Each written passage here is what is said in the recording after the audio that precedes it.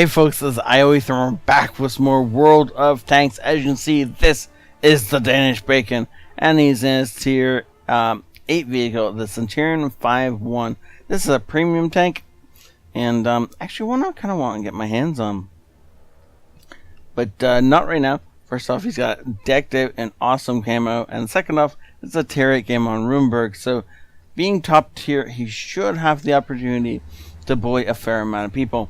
Now, as long as, actually I don't know the stats on this tank offhand, but I do know that it has the same kind of turret as a lot of the other higher tier British tanks. And so as long as he points this turret towards the enemy, and he's a little bit above them, then they're going to be looking up at this, and there's just very little they can do about killing that.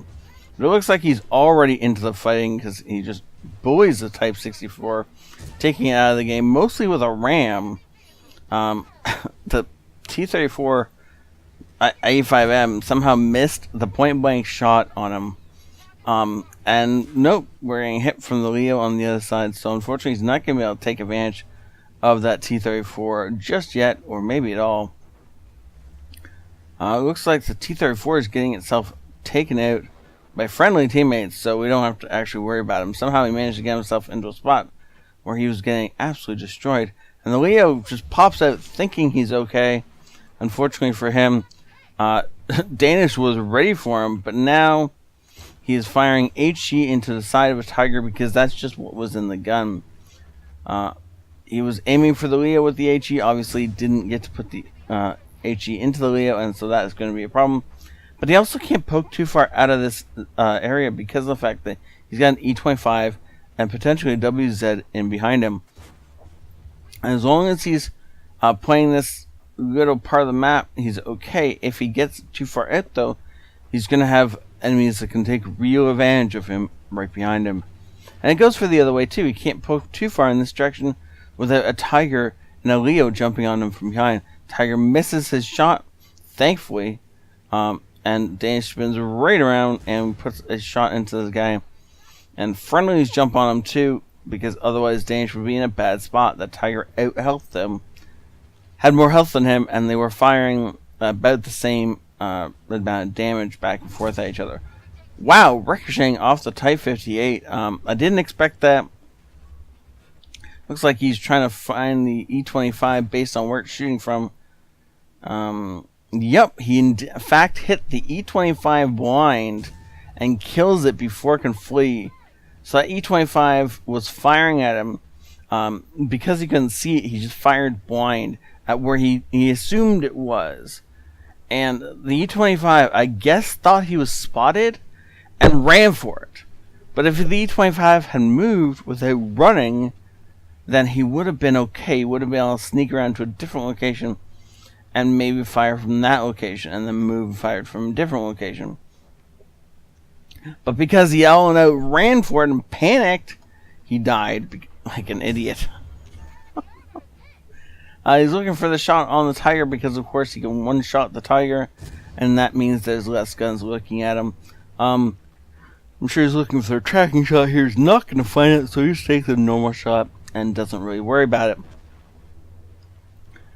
Keeping track of the guys beside him, though, he doesn't have to worry because his team is actually pushing into the guys on the other side quite heftily, and ooh, he manages to miss that shot, or rather not be able to take that shot quite in time, so he doesn't in fact get the kill, though he worked really hard for that kill.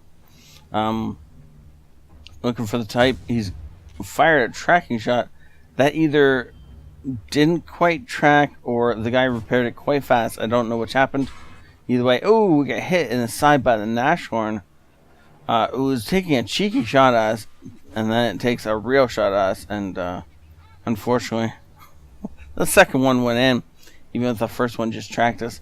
Most likely he's going to shoot for the IS next, because you can take the IS out with a single shot, and that's good to know. All the rest of the tanks are just going to rush for this last guy. Unfortunately, we're not going to get there in time. And he's definitely going to die before we get there. IS is going to point blank shot him. Yep. And the artillery is going to get cornered and taken out here in a couple of seconds. And that's going to be game. It's a nice fast little one. I don't have much time for recording today, so I decided I might as well grab a fast little game, and here we go. As I was hoping they were going to ram the artillery to death, but that's not what they did. It doesn't really matter. And gold. You bounce with gold. How do you bounce the side of this thing with gold? I do like that nice frontal plate on it, though. That would be 9mm of armor if I'm a day old. Oh, look at that. And it blocked at least one shell. Though the angle that came in from doesn't say much about the came in at this kind of angle. Ting. Look at that. That is, of course, the power of this turret. One shell impacted there, one shell impacted there. Neither of them went in. And that was a beautiful game. Thank you so much, Danish, for sending it in. Thank you, everybody, for watching, and we're just going to pop over and see what his battle results were. So, Danish did tell me in his message that this was not using credit boosters. This is purely the fact that it is a premium tank in a great game. And so, you can do this too. Pretty easily. If this game was anything to go by. Wow, some of these enemies, right? Ace Tanker, and I've got to do a fact shell proof. Confederate, steel wall, and high caliber. So often, especially when you're getting kills, you'll get the Confederate or the Top Gun, or you'll come really, really close to both, is actually what I was trying to say, but not get either one. And this time he managed to just actually snag the Confederate. Getting steel wall on a medium tank is always a bit funny, especially when it's a medium tank that's got speed and agility and you know, a good pace to it. And it doesn't technically be a steel wall tank, but so many people fire shots into our turret this game that we got a steel wall for it, and it was more or less gifted to us, which is quite nice. The bottom third of our team did very little, and actually you have to pass way past halfway. That's okay if you only do 500 damage. What did you do? He hit 2 shots somehow, and somehow 2 shots equals. I don't. Did you get killed? Oh, okay. One of those was a kill. Maybe the kill was extremely low damage or something like that. But you have to pass 2/3 of our team before you find somebody that did more than 1,000 damage. So without Bacon's carry, this game would have been a loss, and it would have been a massive one at that. Well done, sir. Would have been of assistance, but mostly he shot his own targets. Right? That E25 was by far the funniest part of this game, and the part I most enjoy, the fact that he just went pop, pop, and then you see the E25 go flying out of the bush like ah, and that was the end of that. Because of course, when you're screaming, running in panic, it never works out. Don't scream and run in panic in World Tanks. It will never work out the way you want it to. So thank you all for watching. Have a great day. This ioEther out.